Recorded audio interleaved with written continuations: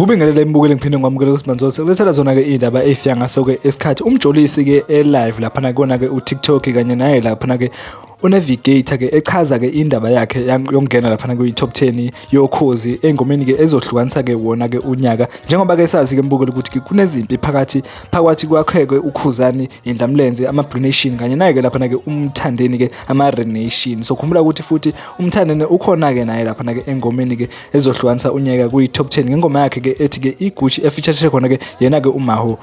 Laphana-ke umjolisi-ke uyasho ukuthi ngempela-ke yena-ke akaqokanga umuntu ukuthi-ke amvotele noma-ke ubani angafuni-ke ukuthi-ke amvotele. Umjolisi-ke ubeke kanje kuyona-ke le video-ke imbukeli engizokunika yona njengamanje. Indaba-ke ayipheli kweSimanzola kepha kuphela-ke isikhathi. Ngingachaza ukuthi umngane wengoma lapho kwi-top 10 ngaba ngikhankasi mina. Nakhona futhi ukukhankasa kwami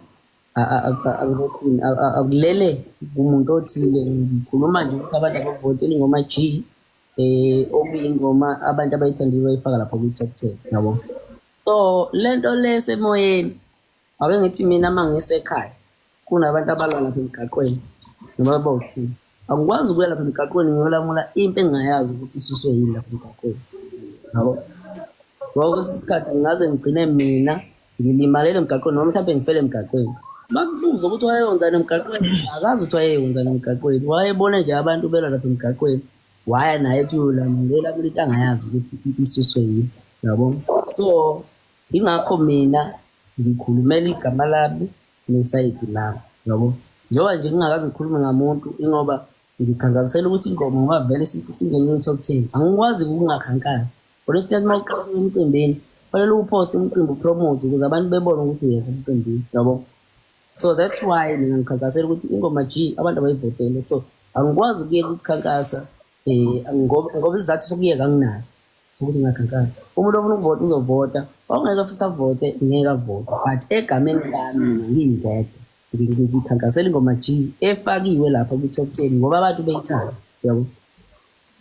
So lokho kusho yona ngicabanga ukuthi mina side lami njengoba ngakaze ngikhulume namuntu kuye ngakho futhi umuntu owangifunela wangitshela indaba ethi mina ngihleli khona nengoma G okuyingoma uMayidululo.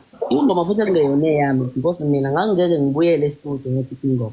Kwaba TikTok abantu bathi kuyele ukhipha ingoma ngayiphindisa futhi yabuya yenza lento eyenzayo njengamanje njengoba mina 5 million views ku-5 ku-right-ke lo 5 million views wabantu laba ababekade beyicelela ingoma. Mina ngase ngiqedile ukucula ngoba ngakhipha i-album ngoFebruary. So manje uMayidululo akuyona kahle kahle ingoma yami yabo. Yabantu nje uma futhi bengayivotelanga yangawina ibona abazozenzela lokho. Uma beyivotelile yawina ibona futhi abazozenzela lokho. So asikho isidingo sokuthi because ayikho umuntu efanele ngiyichaze uma ngicabanga esayidini lami ukuthi ngizothini ngobani because amagama abantu angiwathandi.